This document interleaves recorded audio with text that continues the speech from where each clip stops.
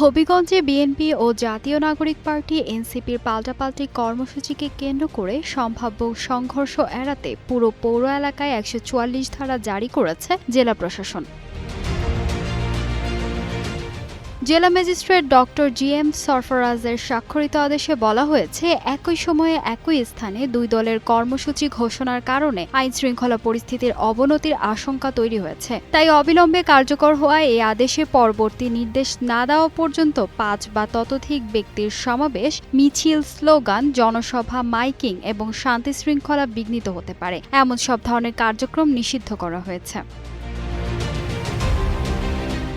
জেলা প্রশাসন জানায়, বুধবার হবিগঞ্জ পৌর এলাকায় বিক্ষোভ সমাবেশ ও পথসভার ঘোষণা দেয় এনসিপি। একই সময়ে একই স্থানে প্রতিবাদ সমাবেশ ও অবস্থান কর্মসূচির ঘোষণা দেয় হবিগঞ্জ সদর উপজেলা বিএনপি, পৌর বিএনপি এবং জেলা ছাত্রদল। দুই পক্ষের কর্মসূচিকে ঘিরে বিপুল সংখ্যক নেতাকর্মীর সমাগম এবং সম্ভাব্য সংঘর্ষের আশঙ্কা থেকেই এই সিদ্ধান্ত নেওয়া হয়েছে।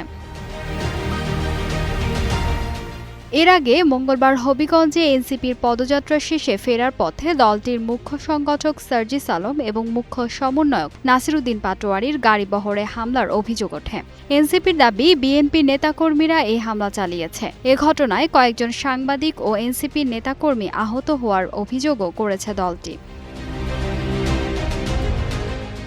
ঘটনার প্রতিবাদে দেশব্যাপী বিক্ষোভ কর্মসূচি ঘোষণা করে এনসিপি। অন্যদিকে বিএনপিও পাল্টা কর্মসূচি ঘোষণা করলে উত্তেজনা আরও বাড়ে। শেষ পর্যন্ত জননিরাপত্তা ও আইনশৃঙ্খলা পরিস্থিতি স্বাভাবিক রাখতে পুরো হবিগঞ্জ পৌর এলাকায় ১৪৪ ধারা জারি করে জেলা প্রশাসন। ফাহিমা সুরভি, নিউজ ডেস্ক, গ্লোবাল টেলিভিশন।